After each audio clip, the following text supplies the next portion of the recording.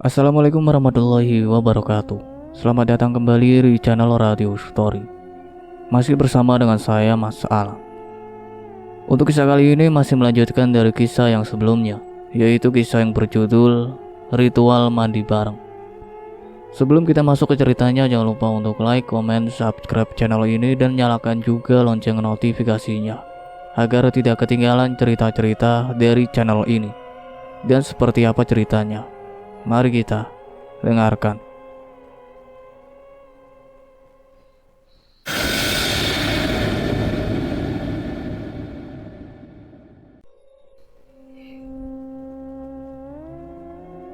Kami tiba di lokasi sekitar pukul 9 malam. Setelah lapor pada pos dan membayar tiket masuk, kami melanjutkan perjalanan dengan menaiki anak tangga bebatuan yang jumlahnya puluhan hingga terasa melelahkan. Sebelum kami bertemu dengan juru kunci telaga yang tinggal di sebelah timur telaga, kami menyempatkan diri dulu untuk melihat-lihat keadaan telaga yang sudah sangat melegenda ini sebagai ladang pencari rezeki sekaligus pemuas syahwat. Lokasinya memang sangat tertutup, berada di ketinggian. Penerangan lampu juga terbatas, mungkin untuk kesan agar nampak alami. Suasana telaga begitu tenang dan sunyi. Yang terdengar hanyalah suara air yang jatuh dari ketinggian. Itulah air terjun yang dinamakan Curug Pengantin, karena memang ada dua buah aliran yang terpisah dari atas dan menyatu setelah berada tengah hingga jatuh ke telaga. Amaris selalu berpegangan padaku. Ia kelihatan agak pucat, mungkin merasa tegang. Setelah terasa cukup, barulah kami menemui juru kunci yang bernama Mbah Patmo. Mbah Patmo seorang laki-laki yang sudah cukup berumur. Diperkirakan usianya sekitar 70 tahunan, namun masih terlihat gagah dan berwibawa. Mbah Patmo memberikan kami 2 gelas air yang berwarna merah, yang katanya air itu bernama air merah delima. Sebab memang pada mulanya hanya air bening, lalu dimasukkan batu merah delima, sehingga kedua air di dalam gelas itu berubah warnanya menjadi merah. Sungguh menakjubkan. Maaf, sepertinya kalian berdua sudah saling kenal. Tidak seperti kebanyakan pasangan di sini adalah pasangan yang benar-benar bertemu di tempat ini, sehingga mereka nampak canggung dan malu-malu saat melakukan ritual nanti, kata Mbah Patmo mengawasi kami berdua. Benar Mbah, kami ini tetangga dekat dan kami saling suka. Maka aku mengajaknya ke tempat ini demi untuk menutupi hutang-hutangnya karena suaminya seorang pemalas. Bagus, karena memang kalian sudah saling suka, maka aku percaya kalian bisa berhubungan badan dengan menikmati sentuhan-sentuhan birahi yang tinggi. Kalian dianjurkan berhubungan sepuas-puasnya hingga menjelang fajar. Makin banyak dan sering melakukan di telaga ini dengan tubuh terendam, maka semakin banyak harta yang kalian peroleh sebagai upah. Kenapa saya bilang upah? Karena setiap tetesan air yang keluar dari kemaluan kalian dan mengapung di dasar telaga akan menjadi santapan makhluk penghuni dasar telaga ini. Maka saya katakan kepada kalian tentang pantangan yang benar-benar harus kalian patuhi. Ingat, jika pada saat kalian tengah berhubungan dan tiba-tiba merasakan ada sesuatu yang menempel atau bergerak merayapi kaki-kaki kalian, maka jangan coba-coba untuk melihat ke dalam air. Bagaimanapun rasa takut dan rasa geli yang menggelitik, ingat, jangan pernah berusaha untuk melihatnya, karena akibatnya sangat berbahaya. Kalian paham? Kami mengerti, Mbah. Nah, sekarang pilihlah tempat untuk kalian beristirahat sambil menunggu waktunya turun ke telaga, kata Mbah Patmo menunjuk ke deretan rumah-rumah kayu yang hanya bisa kami sewa untuk beberapa hari saja. Rumah kayu itu terlihat bersih dan terawat dengan baik, tanpa kamar dan hanya diberi alas kasur tipis untuk tidur. Juga lampu penerangan pun hanya 5 watt saja. Hal itu sengaja untuk menambah kesan mistis tetap terjaga. Dari deretan rumah-rumah kayu, Kami dapat menikmati pemandangan telaga yang dikelilingi lampu-lampu dengan penerangan redup, sehingga tampak menyeramkan. Di sekeliling telaga terdapat tangga yang dibuat dari semen untuk mempermudah naik turunnya pengunjung yang akan melakukan ritual. Pohon-pohon besar yang terdapat di sekitar wilayah ini menjadikan sebuah pemandangan tersendiri, mencekam, bagaikan benar-benar berada di lembah maut. Tempat ini seperti tempat yang terputus dari hubungannya dengan dunia luar. Namun keadaan yang sunyi itu tidak akan kita rasakan, apalagi kita berkunjung pada hari-hari tertentu, seperti Pon dan Jumat Kliwon. Pengunjung bisa membludak sampai ratusan orang dan nantinya akan memenuhi telaga itu. Begitu Mbah Patmo memberikan keterangan tambahan. Setelah menerima kunci rumah kayu, kami pun menuju ke sana untuk beristirahat melepaskan penat. Untuk sampai ke rumah kayu butuh tenaga ekstra juga, karena letaknya berada di ketinggian di antara jajaran pohon-pohon raksasa. Namun kami masih tertolong oleh anak-anak tangga bebatuan buatan seniman, yang bahannya tentu saja semen dan pasir. Untuk makan minum ada beberapa warung yang buka non-stop 24 jam. Jadi kami tidak perlu repot untuk membawa bekal dari rumah. Pendek kata, Telaga Larangan ini bagaikan sebuah desa yang tersembunyi jauh dari sepengetahuan orang luar. Apa enggak dingin malam-malam kita berendam, Gus? Amaris mulai membuka percakapan. Mungkin dia sudah bisa menghilangkan rasa tegang yang sedari tadi ia rasakan sejak mulai masuk lokasi hingga bertemu juru kunci yang wajahnya kurang sedap untuk dipandang. Kan ada aku, kayaknya bakal seru deh kita main di dalam air. Balasku sengaja menggodanya. Kamu pernah berhubungan badan di dalam air? Tanyanya lagi. Belum, tapi hampir pernah. Dulu aku pernah juga pacaran sama ABG dan sering main di sungai. Ya, aku hampir melakukannya, namun aku tidak tega. Aku tidak ingin merusak masa depannya. Kamu sering bercinta dengan gadis lain selain istrimu, Gus? Tidak, aku seorang suami yang setia. Tapi setelah melihat kamu, semua jadi berubah. Tapi ya sudahlah. Yang penting kita bisa bermain cantik tanpa tercium oleh pasangan kita masing-masing. Tapi aku seandainya sampai ketahuan oleh suamiku, aku lebih memilih untuk pergi sejauh mungkin dari suamiku. Tidak, Amaris. Aku tidak akan lebih lepas tangan membiarkan kamu sendirian. Kita akan melalui segalanya bersama. Amaris menatapku lekat. Kurai lengannya dan kutegap erat untuk menguatkan hatinya. Malam semakin merangkak jauh. Aku melihat ada beberapa rumah kayu yang menyalakan lampunya, menandakan bahwa rumah itu ada penghuninya. Suasana malam semakin sunyi, rasa dingin pun kian terasa menusuk kulit. 1-2 orang mulai keluar dari rumah kayu tersebut. Tapi ada yang aneh yang hampir aku lupakan. Mereka keluar dari dalam rumah kayu sudah dalam keadaan tidak mengenakan pakaian. Aku dan Amaris saling berpandangan dan tersenyum. Tepat tengah malam, aku dan Amaris sudah bersiap untuk turun ke dalam telaga. Pada awalnya kami sangat malu untuk membuka aurat di depan orang. Namun ini adalah sebuah keharusan. Kami melihat sudah ada 3 pasangan yang sudah turun dan berendam. Mereka masih bercanda dan tertawa-tawa. Tangan-tangan mereka mulai saling genggam, saling remas dan mencari-cari daerah rawan yang dapat membangkitkan birahinya. Amaris berkali-kali melirik ke bagian auratku. Sesekali ia terkekeh sambil menutupi mata dengan telapak tangannya. Kami sudah berada di tepian telaga. Tidak langsung turun. Kami mencelup telapak tangan lebih dulu untuk mengukur suhu dinginnya air. Kaki-kaki kami sudah masuk dan berpijak pada tangga bebatuan. Hingga pada batas anak tangga terakhir kami sudah merasakan dasar telaga yang banyak terdapat pasir dan bebatuan. Kedalaman air di tepi hanya sebatas dada saja, entah bila di bagian tengah. Di sini, suara air terjun terdengar cukup keras. Dan apabila aku perhatikan secara detail dalam kegelapan malam yang hanya diterangi lampu sebesar 5 watt saja.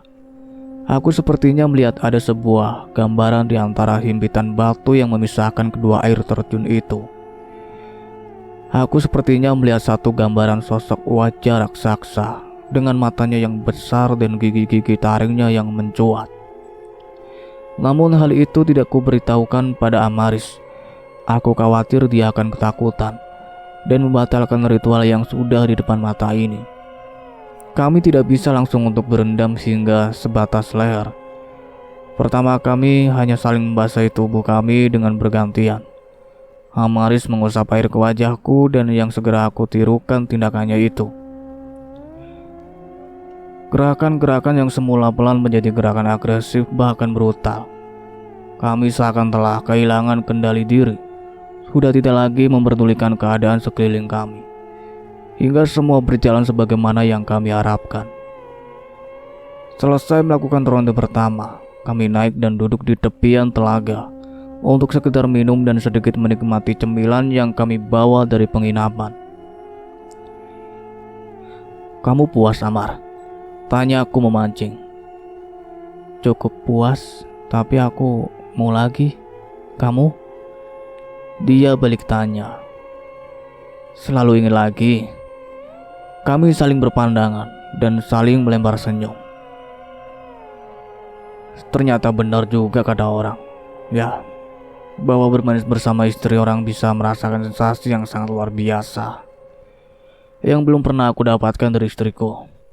Seluruh perasaan bercampur aduk menjadi satu. Rasa bersalah, rasa takut, dan rasa dosa yang begitu besar. Namun semua sudah terjadi dan kita sudah berada di dalam lingkaran maksiat yang aku kira akan sulit bagi kita untuk keluar. Setelah merasa cukup beristirahat, kami mulai turun kembali ke dalam air untuk melakukan pemanasan menjelang ronde berikutnya. Ternyata beberapa pasangan pun melakukan hal yang sama dengan kami. Beristirahat kemudian melanjutkan aktivitasnya kembali.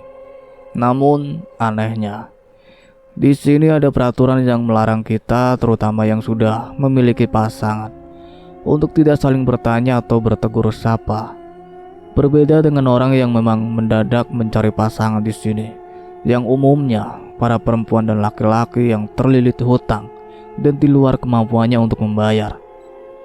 Maka tidaklah heran, meskipun kami tinggal berdekatan dan hampir bertemu setiap saat, kami tidak pernah bertegur sapa, kecuali hanya saling mengangguk dan tersenyum.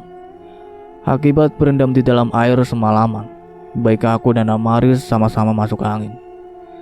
Setelah meminum obat tolak angin dan obat puyeng lainnya, kami pun bergantian untuk mengeluarkan angin dengan cara bagian belakang punggung kami dikerok dengan uang logam dan diolesi balsam gosok. Setelah itu kami memakai baju hangat serta selimut agar tubuh kami hangat dan bisa tidur nyenyak. Jangan sampai besok malam gagal, tidak dapat berendam di telaga karena sakit, dan itu adalah sia-sia. Sebab menurut Mbah Patmo, ritual minimal harus dilakukan selama 3 malam. Pada malam berikutnya kami melakukan hal yang sama seperti malam kemarin, dan belum juga ada tanda-tanda kalau ada sesuatu isyarat untuk kami. Tepat pada malam ketiga, di penghujung malam itulah kami seperti mendengar suara bisikan. Kami mencari-cari sumber suara tadi, tapi kami tidak terlihat apa-apa, kecuali gelap dan beberapa pasangan lain di dalam telaga. "Kalian boleh mengambil batu kecil di dasar telaga, hanya 1 buah per orang." Begitu suara bisikan tadi. Berarti kami harus menyelam dan tentu kepala akan basah. Apa boleh buat, kami harus patuhi sebab itulah yang mungkin hadiah yang akan kami terima. Tapi ingat, jangan membuka mata selama berada di dasar telaga ini. Cukup ambil sebuah kerikil, lalu kembali naik, kataku memperingatkan Amaris. Sepertinya ia pun sudah memahami pesan dari Mbah Patmo yang mewanti-wanti agar kita harus mengingat semua peraturan tentang larangan tersebut. Mbah Patmo melihat batu kerikil yang kami ambil dari dasar telaga. Setelah itu ia membacakan mantra dan membungkus batu kecil itu dengan jarik putih dan dibentuk layaknya membungkus mayat. Jika kalian pedagang, taruh benda ini di tempat uang kalian, dan dalam waktu sekejap saja tempat uang kalian akan penuh berisi uang yang masih baru dan jumlahnya sangat fantastis. Dan jika kalian bekerja, cukup taruh benda ini di dompet kalian, maka dalam satu hari kalian akan mendapat job yang tidak disangka-sangka, dan dompet kalian akan selalu terisi penuh. Tapi kalian harus ingat agar tetap datang pada malam-malam tertentu, terutama malam Jumat Kliwon. Sebab semakin kalian sering berkunjung akan semakin banyak harta yang kalian bisa dapatkan. Begitulah pesan dari Mbah Patmo sebelum kami meninggalkan Telaga Larangan keesokan paginya.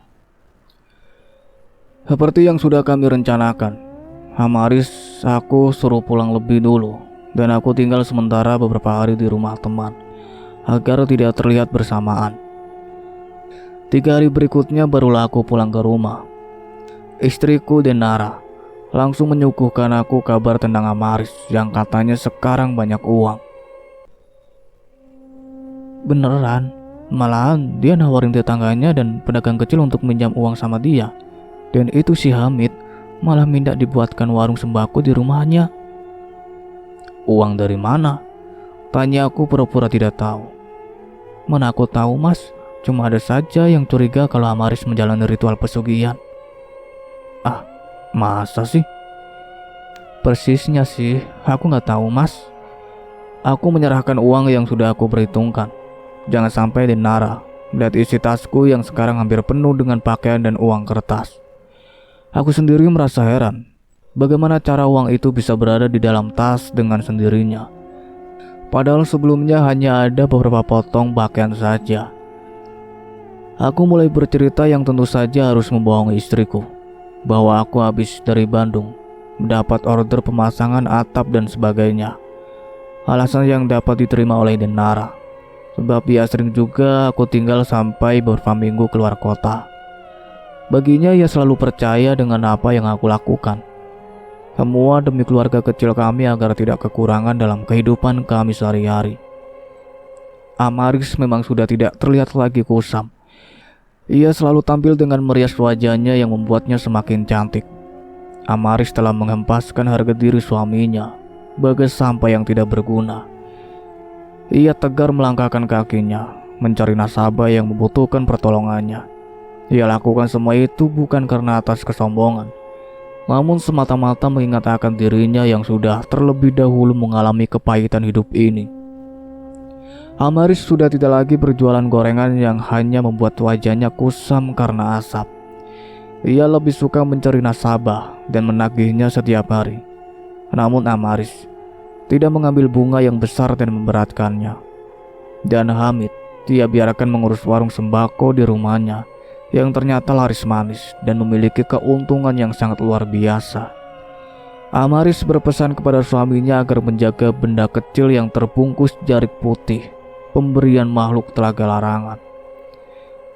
Hamid merasa kasihan juga jika Hamaris harus terus-menerus mencuci ke sungai, apalagi sekarang penampilan istrinya bak seorang nyonya. Hamid membuat sumur bor dan sebagai pelengkap, Hamid juga membeli mesin cuci untuk memudahkan tugas istrinya. Namun Hamaris secara kalem ia menolak untuk mencuci. Ia ingin menyerahkan seluruh urusan rumah tangganya kepada Hamid sebagai bentuk balas dendamnya. Banyak tetangganya mengatakan kalau sekarang Hamid tidak lebih dari seorang pembantu. Aku hanya tertawa dalam hatiku. Ternyata perempuan itu dapat menjungkir balikan keadaan. Bila ada kesempatan aku bertemu dengan Hamaris, aku hanya mengingatkan agar jangan sampai lupa datang pada Jumat Kliwon nanti. Itu semua demi kelancaran rezeki dan sebagai bentuk rasa syukur. Hamaris selalu menuruti apa kataku. Kami selalu datang pada malam-malam tertentu saja, seperti Pon dan Jumat Kliwon. Dan memang apa yang dikatakan Mbah Patmo benar-benar menjadi kenyataan. Uang di dalam tasku yang kutaruh bungkusan kerikil itu memang seperti sumur rezeki. Uang kertas itu seakan tumbuh begitu saja setiap kali aku mengambilnya dan menyimpan pada satu tempat yang aku rahasiakan. Aku tidak mau istriku tahu kalau aku memiliki uang dalam jumlah besar.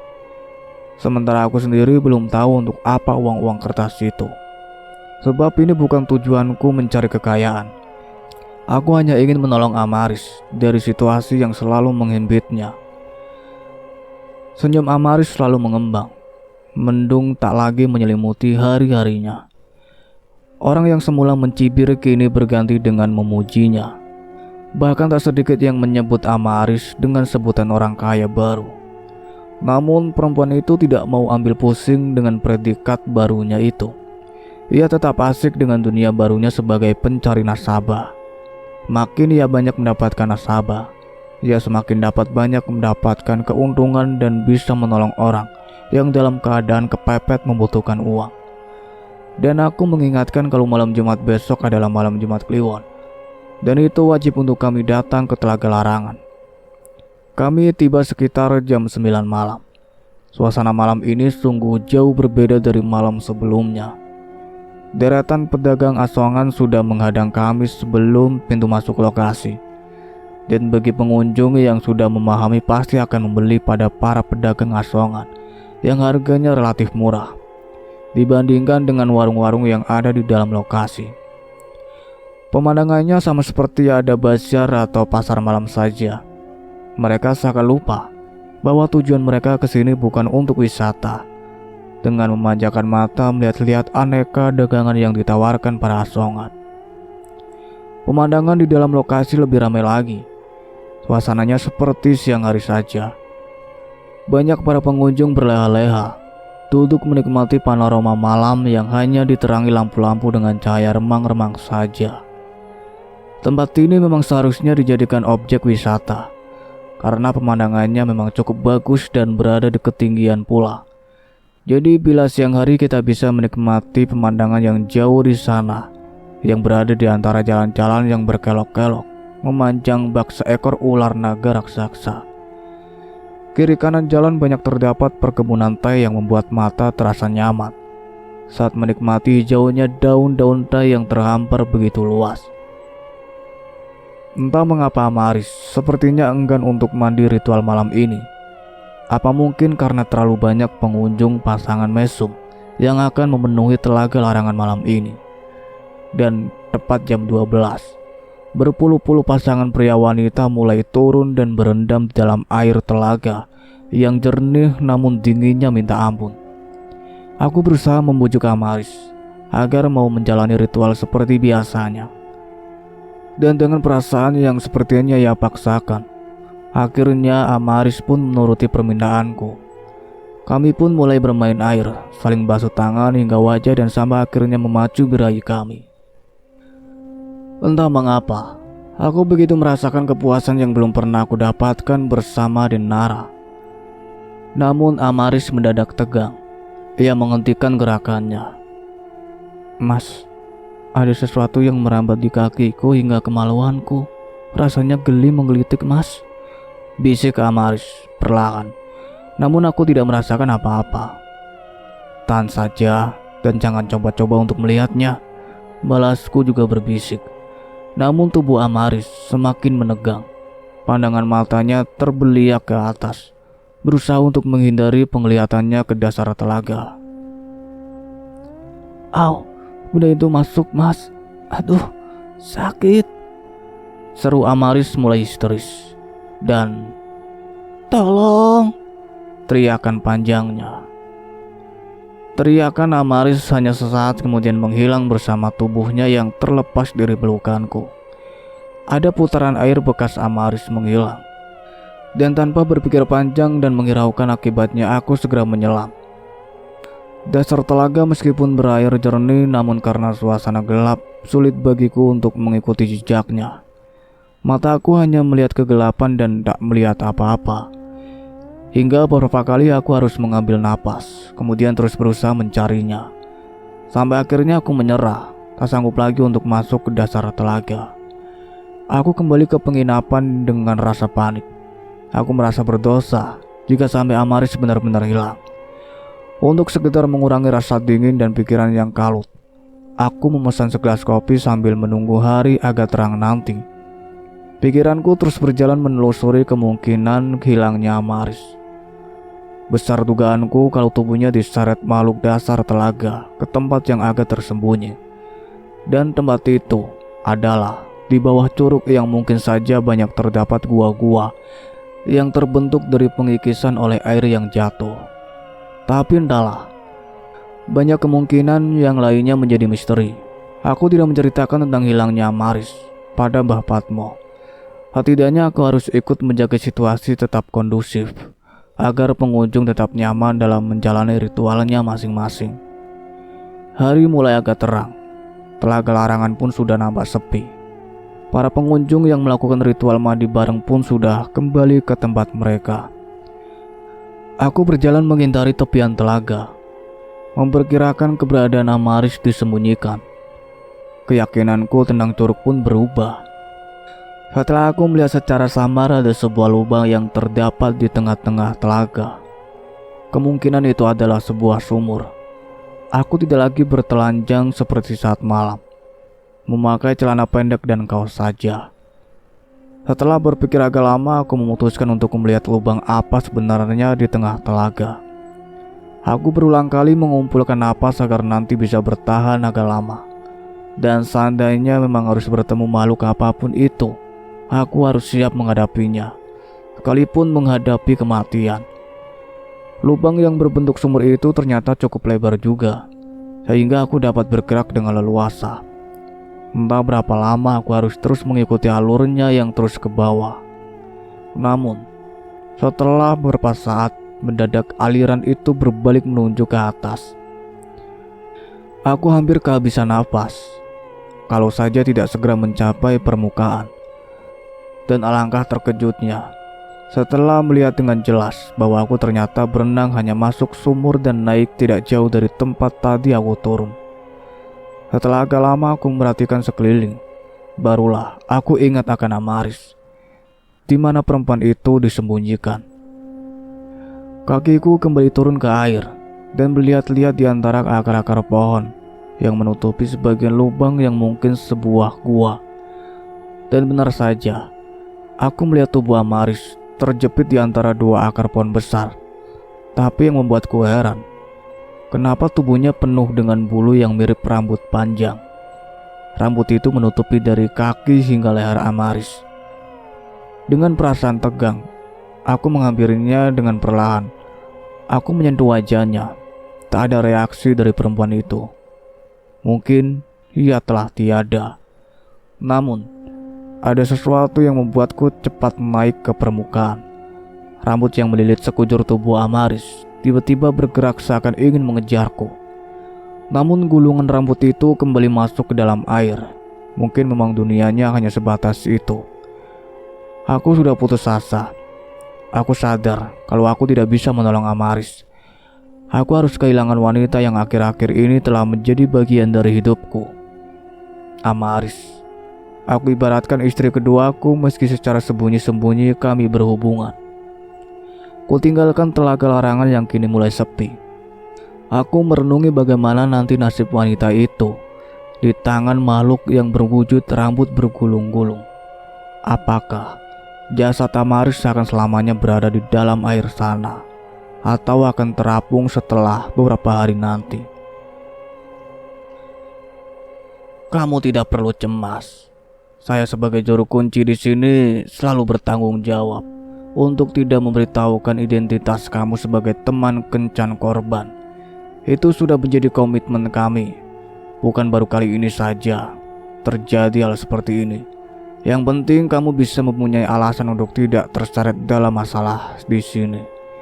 Korban akan dikirim secara tertutup, sehingga tidak satupun pengunjung tempat ini tahu bahwa telah terjadi musibah. Apalagi ini menyangkut hal gaib. Percayalah, tidak akan seorang pun melihat korban sekalipun ia terapung di permukaan telaga. Karena pandangan mata mereka hanya mata telanjang biasa. Pulanglah, kembalilah pada keluargamu. Bukankah tujuan kamu hanya membantunya untuk mencari uang? Dan itu sudah kamu lakukan. Namun sayangnya, ia telah melanggar larangan yang sudah sangat saya wanti-wanti. Tapi ya mungkin memang semua harus berakhir di sini. Mbah Patmo memberikan aku nasihat agar aku sedikit tenang. Namun semua itu hanya sebatas nasihat belaka. Sebab mana bisa aku merasa tenang dan nyaman, sementara sekarang mungkin arwah Amaris tengah menderita merasakan sakit terikat di akar-akar pohon oleh makhluk yang melilitnya. Atau mungkin saja jasadnya kini tengah digerogoti makhluk itu, sehingga habis dan tersisa hanya tulang-tulangnya saja. Sungguh kesalahan yang tak bisa aku maafkan sendiri. Aku menyesal pun sudah tidak berguna. Aku tidak boleh langsung pulang ke rumah, yang sudah pasti dalam beberapa hari ini akan dihebohkan dengan pulangnya jenazah Amaris. 1 bulan setelah kejadian itu, aku kembali ke rumah seakan baru kembali dari kerja. Memang aku tidak mendengar kabar atau cerita tentang hilangnya Amaris. Mungkin warga sudah melupakan kejadian itu dan menganggap semua sudah berakhir. Namun tidak demikian dengan istriku. Mungkin maksudnya sekedar memberitahukan aku saja. Sebenarnya semua orang merasa aneh. Kok bisa ya Amaris tenggelam di Telaga Larangan? Padahal tempat itu begitu terpencil dan jauh dari keramaian kota. Dan menurut ceritanya, untuk ritual mandi bareng di sana, Amaris pasti harus punya pasangan mesum untuk melakukan persetubuhan. Namun si pengantar jenazah tidak mengatakan Amaris berpasangan dengan siapa. Aku merasa lega mendengar sedikit cerita dari istriku. Dan yang lebih anehnya lagi, si pengantar jenazah begitu ringan saat mengambil jenazah Amaris dan menaruhnya di dalam rumahnya. Ringan seakan dia tidak sedang mengangkat mayat. Padahal jelas terlihat kalau yang terbungkus kain kafan itu adalah mayat Amaris. Dan kasakusuk dari beberapa orang yang punya penglihatan batin mengatakan kalau yang dibawa sang pengantar jenazah itu memang bukan mayat Amaris, melainkan hanyalah kain kafan yang dibentuk menyerupai jenazah yang sudah dikafani. Aku teringat pada kata-kata Mbak Patmo. Ia mengatakan tak akan ada yang tahu dan melihat jasad Amaris yang akan terapung. Berarti ini juga bagian dari rekayasa sang makhluk untuk memperdayai penglihatan mata biasa. Aku hanya terdiam dan tidak tahu harus berkata apa. Sebab sudah sebulan ini pikiranku telah terkuras habis akan masalah yang menimpa Amaris. Dan malam itu aku seperti mendengar jeritan Amaris yang meminta tolong. Jeritan yang menyayat hati. Aku melihat tubuhnya yang telanjang bulat sedang dijilati makhluk bulu atau gulungan rambut. Aku melihat dengan jelas kalau ujung-ujung rambut makhluk itu sama seperti tangan atau mulutnya.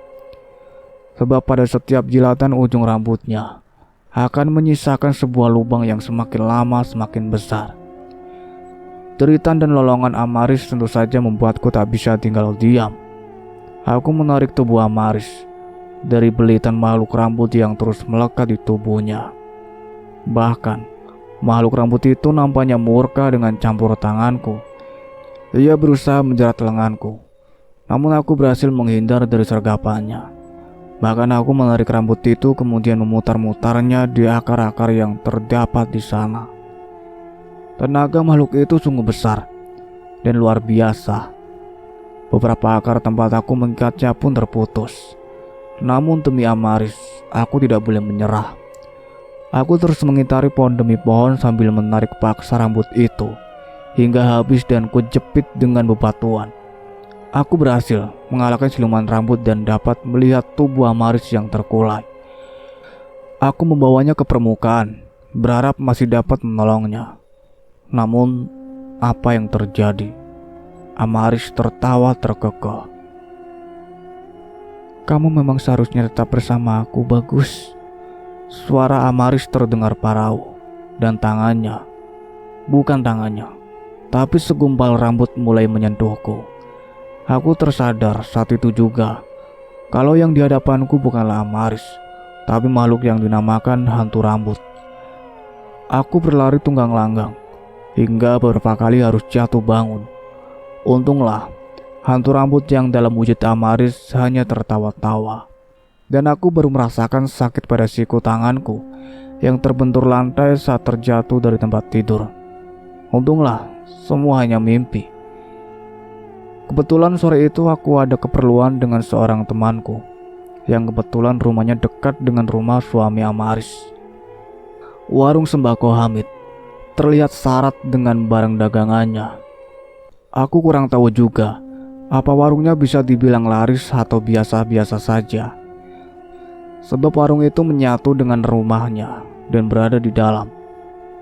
Menurutku paling pembelinya warga atau tetangga sekitar saja, sebab orang jauh sepertinya lebih memilih untuk berbelanja di pasar yang memang lebih banyak pilihan. Letak pasar pun hanya beberapa meter saja di balik tembok kampung itu. Sepertinya Hamid terlihat biasa-biasa saja. Dirinya tidak seperti sudah ditinggalkan istrinya. Mungkin baginya peninggalan almarhum Amaris sudah cukup untuk melanjutkan biaya hidup dia bersama kedua anaknya yang masih kecil-kecil. Aku hanya membeli sebungkus rokok saja, hanya sekedar melihat tanpa bertanya ini dan itu. Hanya satu yang menjadi pemikiranku, apakah harta atau uang yang Amaris atau aku dapatkan akan tetap ada dan nyata. Sementara apabila aku dengar cerita tentang pesugihan, semua harta akan sedikit demi sedikit akan diambil kembali oleh makhluk yang kita sembah dan jadi majikan kita setelah perjanjian berakhir. Ini hanya ritual gaib saja, dan ini bukan tempat pesugihan. Begitu tegas Bapak Atmo menerangkan perbedaan ritual biasa dengan pesugihan. Tapi keduanya sama-sama berujung maut. Berpikir sampai di situ aku menjadi takut sendiri. Aku takut bila ternyata aku masih harus melakukan ritual lagi. Sementara sebenarnya aku tidak membutuhkan uang itu. Dari hasil kerjaku, aku sudah merasa cukup untuk memenuhi kebutuhan hidup keluargaku, meskipun hanya pas-pasan saja. Dan setiap aku dalam kebimbangan, setiap malam aku melihat uang yang ada di dalam tas yang aku taruh di atas lemari. Tumpukan uang kertas yang masih baru hampir memenuhi tas yang semula aku bawa sebagai wadah pakaian. Memang aneh. Uang-uang kertas itu seakan terus bertambah dan kian banyak. Aku bingung sendiri. Mau aku apakan uang itu dan untuk apa? Memikirkan masalah uang, terkadang aku mendapat kesulitan untuk tidur. Bahkan sampai jauh malam aku belum bisa memincingkan mataku. Aku ingat akan sebuah batu kecil yang terbungkus jarik putih, yang menurut sang juru kunci itu adalah benda pemberian makhluk dasar telaga. Selama benda itu ada, maka uang akan terus mengalir tanpa henti. Berarti, hanya ada satu cara agar aku terbebas dari bayang-bayang makhluk telaga larangan-larangan itu. Aku harus membuang batu itu. Kedengarannya memang aneh.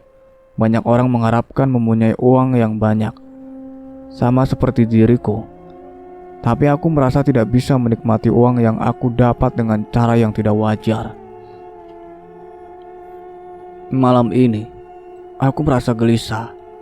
Berbeda dengan malam-malam sebelumnya. Suasananya begitu hening dan sunyi. Hanya suara serangga malam yang masih sempat berbunyi. Padahal jarum jam menunjukkan pukul 11 lebih saja.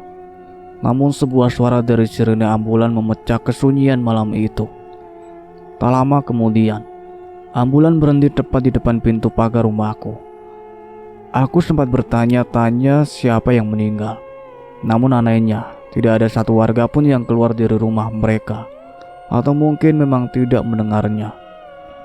Sang pengemudi yang seharusnya turun untuk mengambil mayat dan menyerahkannya pada keluarganya, malah duduk terdiam memandang ke arahku dengan senyum yang penuh misteri.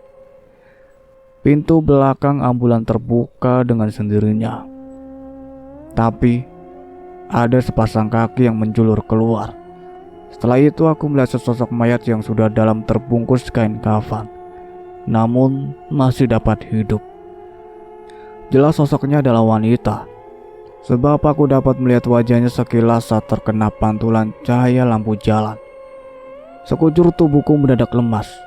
Persendianku seakan lunglai tak bisa aku gerakan. Apalagi pada saat sosok mayat yang terbungkus kafan itu entah berjalan atau melompat, tiba-tiba sudah berada di hadapanku. Aku merasa lidahku keluh. Sulit rasanya untuk berkata-kata. Yang membuatku heran, kenapa tidak ada satu warga pun yang mendengar sirine ambulan, lalu keluar untuk melihatnya. "Apa kabar, Mas Bagus?" Dia menyebut namaku dengan lancar. "Kamu masih ingat aku kan, Mas?" Tanyanya lagi. Dalam hati aku ingin berteriak memanggil namanya. Sebab hanya ada dua wanita dalam hidupku yang dapat menyentuh hatiku hanya dengan sebutan Mas Bagus. Dan dua wanita itu adalah Denara istriku dan Amaris. Sosok itu membuka tali penutup kepalanya, dan dia membiarkan rambutnya yang panjang jatuh terurai. Namun aku sudah tidak lagi melihat kecantikannya, yang kini berganti wajah beku dan menakutkan. "Kamu sengaja meninggalkan aku, Mas. Membiarkan aku terikat pada pohon di dasar telaga. Kamu biarkan aku kedinginan. Kamu sungguh tega, Mas. Mana janji kamu yang bilang setia padaku dan mau menghadapi apa saja?" Tapi kamu sudah mati, Amaris." Akhirnya aku dapat berkata walau terputus-putus. "Aku belum mati, Mas. Jasadku sengaja diikat agar nampak mati. Sementara arwahku mereka bawa ke alam mereka." "Mereka? Siapa mereka itu?" "Banyak, Mas. Penghuni dasar telaga itu bukan hanya hantu rambut seperti yang kamu lihat. Tapi masih ada beberapa penguasa yang saling berebut arwahku untuk tinggal bersama mereka, menjadi budak mereka." "Tapi aku tidak bisa ikut denganmu, Amaris. Dunia kita sudah berbeda. Maafkan aku." "Apa kamu bilang? Kamu telah berjanji untuk tetap bersamaku walaupun apa yang akan terjadi. Kamu mau mengingkari janji kamu?" "Oh, tidak. Kamu harus mau pergi bersamaku." Amaris tertawa-tawa mendekati aku, dan dengan gerakan sangat cepat ia menyeret lenganku hingga tubuhku terjatuh. Amaris yang aku lihat sekarang bukanlah wanita yang ramah lagi. Ia telah berubah seperti iblis yang dengan kasarnya menyeret tubuhku dan mengempaskannya ke dalam ambulan yang sejak tadi menunggu di depan rumahku. Benar-benar suatu hal yang penuh keanehan. Bagaimana mungkin semua tetanggaku, bahkan istriku sendiri, tidak mendengar teriakan dariku serta raungan suara sirine dari ambulan? Apakah ini juga bagian dari mimpiku seperti semalam? Aku mencubit lenganku sendiri dan merasa sakit. Berarti ini bukan mimpi, ini kenyataan. Amaris mencampakkan aku ke dalam keranda dan menutupinya. Sementara dia hanya tertawa-tawa penuh kegembiraan. Malam sudah hampir menjelang pagi ketika mobil ambulan yang membawaku tiba di pintu masuk area telaga larangan. Amaris membuka tutup keranda dan menyuruhku untuk keluar. "Cari sampai dapat jasadku. Bawa dan antarkan aku pada suamiku. Kamu harus bisa menggunakan waktu dengan baik. Karena selama ada sinar matahari, makhluk itu tidak berada di sana. Mereka bersembunyi pada lubang-lubang pohon sambil menunggu hari kembali gelap. Ingat, kamu tidak akan pernah lepas dari aku, Mas. Karena semua ini adalah kamu yang memulainya. Jadi, jangan coba-coba untuk kabur. Karena dunia kamu akan semakin sempit." Setelah berkata begitu, Amaris membuka pintu ambulan dan menyuruhku pergi. Kemudian ia kembali ke dalam ambulan yang segera meninggalkan tempat itu. Aku menyusuri tepian telaga larangan, hanya sekedar menghilangkan shock. Aku kira urusanku tentang Amaris sudah berakhir. Tapi kenyataannya, perempuan itu tetap menuntutku untuk membawa jasadnya agar bisa dikubur dengan layak. Dan itu berarti aku mengungkap diriku sendiri akan keterlibatanku. Setelah mataku dapat melihat hingga ke dasar telaga, barulah aku masuk celah pohon yang pernah aku temui. Dengan susah payah akhirnya aku dapat melihat tubuh Amaris yang masih tetap berada di tempatnya seperti yang pernah aku lihat sebulan yang lalu. Namun kondisi Amaris sudah tidak dalam keadaan utuh lagi. Dari kepala hingga kakinya hanya tersisa tulang belulang saja. Dan itu membuatku sangat mudah untuk mengeluarkannya dari sana. Setelah berhasil aku melepaskan dari lilitan akar-akar pohon. Namun aku menjadi terkejut setelah melihat kalau tulang-tulang itu sudah tidak lagi berkaitan. Sendi-sendinya telah terputus. Dan tulang itu terlepas begitu saja. Menjadi onggokan yang harus aku kumpulkan. Dengan gerakan cepat aku mengumpulkan tulang belulang dan dengan susah payah menyeruak akar pohon untuk sampai tepian telaga. Tidaklah mungkin aku membawa tulang-tulang manusia tanpa menggunakan pembungkus apapun. Maka aku mencari-cari sesuatu yang mungkin dapat aku jadikan pembungkus. Di depan sana aku melihat sebuah kain sarung yang mungkin ditinggal pemiliknya. Tanpa berpikir lama, aku segera mengambilnya dan kugunakan sebagai pembungkus tulang. Mungkin hari ini inilah akhir dari semuanya. Aku yang mengira telah bebas dari karmaku, ternyata tidak. Aku harus menghadapi kenyataan. Aku harus terbuka mengakui kalau aku terlibat dalam kematian Amaris. Aku merasa kalau hukuman akan menjeratku. Setidaknya hukum dari warga dan keluarga Amaris yang telah merasa tertipu dengan kelicikanku. Entah hukuman apa yang akan dijatuhkan warga. Lalu bagaimana dengan Denara? Setelah tahu kalau selama ini aku telah berselingkuh dengan Amaris. Aku seperti sudah tidak punya muka lagi untuk menatap wajah orang-orang di depanku. Aku harus mengantar tulang-tulang ini ke rumah Hamid. Bagaimana malunya aku? Mau ditaruh di mana mukaku? Tapi jika aku tidak memenuhinya, Amaris akan marah. Dan kemarahannya jauh lebih dahsyat dari wanita manapun. Sebab Amaris adalah arwah yang tertekan oleh makhluk telaga larangan. Dan dia hanya bisa melampiaskan dendamnya terhadapku. Karena semua ini akulah yang memulai. Langkahku semakin gontai. Saya semakin dekat dengan rumah Hamid. Rumah itu nampak sedikit berbeda dari hari-hari biasanya. Keluarga Hamid sepertinya tengah sibuk dengan menggelar karpet di ruang tamu hingga ruang depan. Hamid melihatku dengan tatapan keheranan. Suara azan maghrib terdengar dari masjid yang tak jauh dari rumah Hamid. Pandangan lelaki itu seperti tengah menyelidik akan kedatanganku, yang sepertinya memang bukan waktu yang tepat.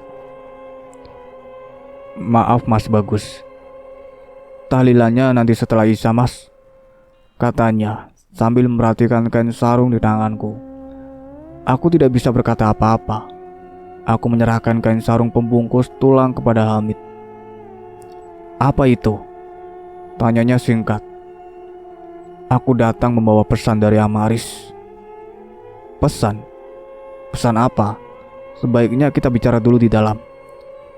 Dengan langkah ragu aku mengikuti Hamid duduk di atas hamparan karpet. Begini loh Mas Bayu, nanti setelah habis sholat Isya, kami ini ingin menggelar acara tahlilan Amaris yang ke-40 hari. Apa Mas belum saya beri undangannya? Tanya Hamid, masih merhatikan kain sarung di pangkuanku.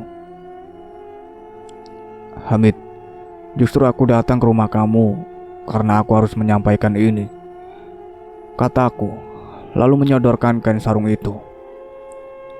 Apa itu? Buka saja. Dengan penasaran dan agak gemetaran, Hamid membuka simpul kain sarung dan astagfirullah, tulang. Tulang apa ini? Hamid tersudut mundur. Ini adalah tulang belulang Amaris yang tertinggal di dasar telaga larangan. Tidak mungkin. Amaris kami kuburkan dalam kondisi utuh. Lagi pula dari mana kamu tahu kalau Amaris tenggelam di telaga larangan? Pertanyaan yang cukup menohok untukku. Disinilah segalanya harus terbuka. Amaris pergi bersamaku. Aku mengakui perbuatanku. Hamid hampir saja terlonjak dan ingin memukulku. Jangan membuat kegaduhan Hamid. Tunggu hingga acara tahlilan selesai. Kamu boleh menghukum aku. Amaris meminta padaku agar kamu menguburkan tulang-tulangnya secara layak. Sebab yang kamu kubur saat itu hanyalah sepotong kain kafan kosong saja. Dan nanti kamu bisa membuktikan kata-kataku ini. Terserah apa pendapat kamu tentang diriku, yang sebenarnya hanya ingin mengentaskan istri kamu dari lilitan hutangnya. Namun ia sendiri agar aku yang menemaninya. Aku tahu kalau aku telah mengkhianati istriku, mengkhianati kamu, dan mengkhianati Amaris, yang menyangka aku lari dari tanggung jawabku. Nah, nanti serahkan dan tunjukkan tulang ini pada Pak Kiai, agar keesokan harinya dapat dikuburkan dengan layak. Aku berusaha meredam kemarahan Hamid, sampai para jamaah tahlilan pun berdatangan. Sebetulnya aku tidak tahu kalau malam ini di rumah Hamid akan diadakan acara tahlilan ke-40 hari meninggalnya Amaris.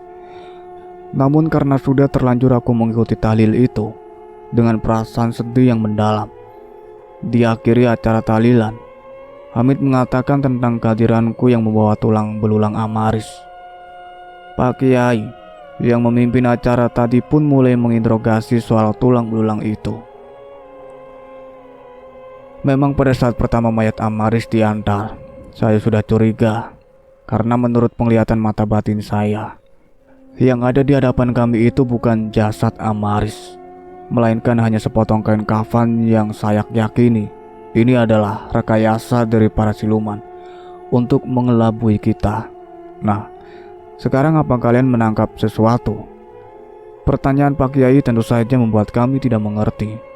Kami yang sekarang hanya beberapa orang saja nampak saling pandang. Sepertinya arwah Amaris sudah datang. Dia jelas ada perlu dengan kamu, Bagus. Tapi tenang, saya akan mendampingi kamu.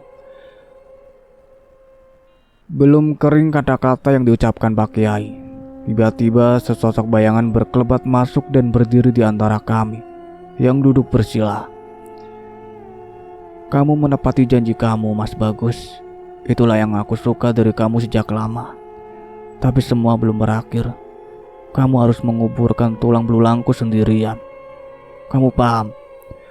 Sosok Amaris yang hanya bayang-bayangan itu menunjuk ke arahku. Tidak, tugas Bagus sudah selesai. Dia sudah banyak berkorban untuk kamu, menolong kamu dari terhempit hutang. Sementara apa yang diperbuat suami kamu hanya duduk manis sambil menunggu kamu kembali mendapatkan pinjaman dari orang. Bagus bukan siapa-siapanya kamu, tapi dia rela mengorbankan kesetiaannya kepada istrinya, semua demi menolong kamu. Dan untuk urusan mengubur tulang ini sudah menjadi tanggung jawab suami kamu. Besok aku sendiri yang membantunya. Semua urusan kamu dengan Bagus sudah selesai. Lancang sekali kamu orang tua. Kamu pikir dirimu itu siapa? Berani mencoba menasihatiku? Tentu saja aku berani, karena kamu hanyalah arwah yang penasaran, yang belum sempat menikmati harta kekayaan kamu. Lalu kamu mengambing hitamkan Bagus sebagai penyebab semua ini. Amaris, saranku tenanglah kamu di alam kamu sekarang, dan biarkan kami yang masih hidup dapat menjalani kewajibannya sebagaimana mestinya. Aku tahu kamu datang tidak sendirian. Kamu bersama sang majikan kamu yang akan memenjarakan arwah kamu di tempatnya. Namun aku berjanji untuk bisa membebaskan kamu dari belenggu iblis itu. Dengan satu syarat, kamu harus ikhlas menerima takdirmu. Kamu bisa kan? Orang tua sombong. Apa kamu kira mampu melawan dia? Tanya Amaris, menunjuk ke sebelahnya, yang sekarang mulai sedikit terlihat bayangan hitam pekat yang sangat menyeramkan. Tidak ada satu kekuatan di dunia ini yang mampu melebihi kuasa Allah. Hantu rambut seperti itu hanyalah pemangsa yang pengecut. Ia bisa berubah dirinya menjadi apa saja guna untuk memperdayai calon korbannya, termasuk kamu. Pintaku cepat, kamu ajak majikan kamu itu menyingkir dari tempat ini sebelum kesabaranku habis. Pak Kiai menunjuk tajam pada bayangan Amaris yang terdengar tertawa-tawa seakan mengejek Pak Kiai. Amaris, sebagai bentuk penyesalanku dan permohonan maafku, aku akan memberikan semua uang yang aku dapatkan saat bersama kamu. Aku akan memberikannya pada Hamid suami kamu," kataku memotong ketegangan antara Amaris dan Pak Kiai. Dan entah bagaimana ceritanya, tiba-tiba Denara istriku sudah berada bersama kami. Ia melemparkan tas punggung milikku yang berisi tumpukan uang. "Mas Bagus, jangan kamu pikir aku tidak tahu apa yang telah kamu perbuat bersama Amaris. Semula aku menganggap hubungan kalian wajar, hanya saling sapa sebagai tetangga. Tapi naluriku sebagai seorang istri mulai mencium aroma busuk dari kalian berdua. Terlebih setelah tahu kalian sering menghilang bersama, walau dalam waktu agak berbeda. Dan aku beberapa kali mendengar kamu menggigau menyebut nama Amaris. Terlebih lagi setelah aku tahu kalau ternyata isi tas kamu yang kamu taruh di atas lemari semakin membengkak. Aku curiga. Maaf, sebelumnya aku tidak pernah mau tahu atau turut campur tentang apa yang kamu bawa. Namun keinginan tahuku membuatku berlaku lancang. Nah, ambillah uang ini. Aku dan anak-anakku tidak membutuhkannya." Dan Nara nambah emosi. Dia tidak tahu atau sama sekali tidak melihat kalau di sana ada sosok Amaris yang tengah memperhatikannya. "Istri kamu ternyata wanita hebat, Mas. Ia tidak tergoda akan uang sebanyak itu. Sedangkan aku perempuan yang rapuh, yang mudah tergiur akan bayang-bayang hidup mewah bergelimang harta. Sehingga aku terpaksa mengikuti saran kamu." Dan Nara tampak tertegun demi mendengar suara Amaris. "Apa dia ada di sini, Mas?" tanyanya memepetkan tubuhnya padaku. "Iya, dan ini adalah perhitungan terakhir aku dengannya. Maafkan aku, Denara, kalau selama ini aku telah banyak berbohong kepadamu. Tapi bukan maksudku untuk menduakan kamu." "Nah, Mas Bagus, sepertinya waktu kita sudah habis. Sang majikan sudah tidak sabar untuk membawa kamu bersamaku. Mari kita pergi, Mas." Setelah berkata, Amaris yang hanya berbentuk bayang-bayang dengan cepat berusaha menarik kepalaku.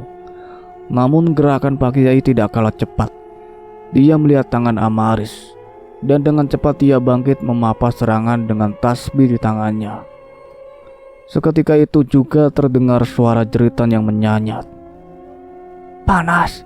Oh, tolong!" Jeritan Amaris memelas. "Ternyata manusia ini punya kehebatan luar biasa. Tapi apa kau mampu menandingi aku, hai manusia?" Satu suara aneh terdengar serak dan menggema. Disusul munculnya sosok yang hanya berbentuk rambut dan menyisakan 2 buah bola mata saja.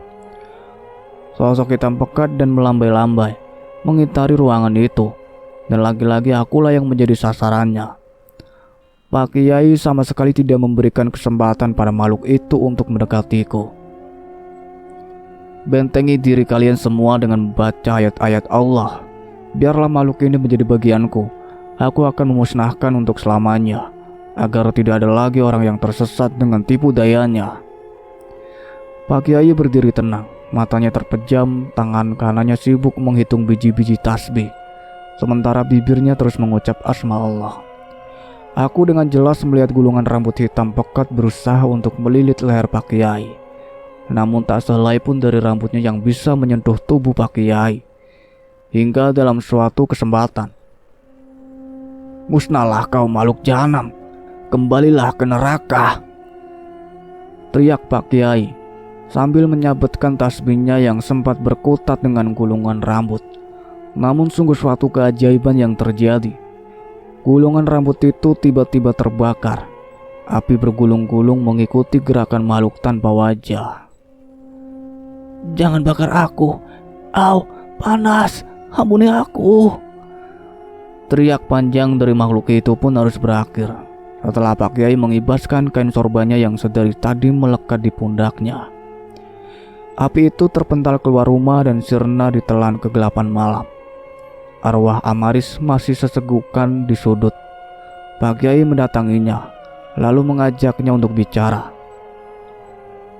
"Sekarang, semua sudah berakhir, Amaris. Tidak ada lagi makhluk yang akan memenjarakan dan menyiksamu. Dia sudah aku kembalikan ke tempatnya yang paling jauh. Sekarang pulanglah. Tenanglah di tempatmu. Dan besok aku bersama suami kamu juga bagus akan menguburkan kembali tulang-tulang kamu agar kamu tidak lagi berkentayangan. Apakah ada permintaan kamu sebelum pergi? Tanya Pak Kiai, seakan tengah membujuk seorang anak. Ada, kalau boleh aku ingin meminta pada Bagus untuk mengembalikan batu itu ke tempat asalnya. Dan uang itu terserah apa jadinya. Aku pun sama seperti Mas Bagus, sudah tidak membutuhkan uang. Aku harus pulang. Mas Bagus, maafkan aku yang telah menyudutkan kamu. Sayangilah Mbak Denara dengan rasa kasih yang tulus. Semoga setelah aku tiada, tak ada lagi wanita menggoda yang akan menyeret kamu pada kehancuran kedua. Kata-kata Amaris diselingi isak tangisnya, dan ia pun keluar menembus gelapnya malam. Kami semua yang masih berada di rumah Hamid sekali lagi membaca surat Yasin dan ayat kursi demi mengantarkan arwah Amaris ke tempat peristirahatan yang besok pagi akan kami gali demi menguburkan tulang belulangnya kembali. Berkali-kali aku mencium tangan Pak Kiai sebagai rasa syukurku masih diberikan kesempatan untuk hidup, masih punya kesempatan untuk memperbaiki kesalahanku terhadap Denara istriku.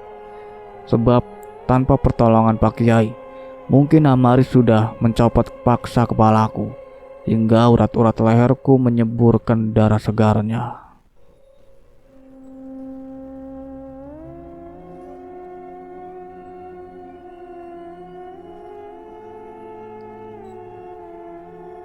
Itulah akhir dari cerita yang berjudul Ritual Mandi Bareng.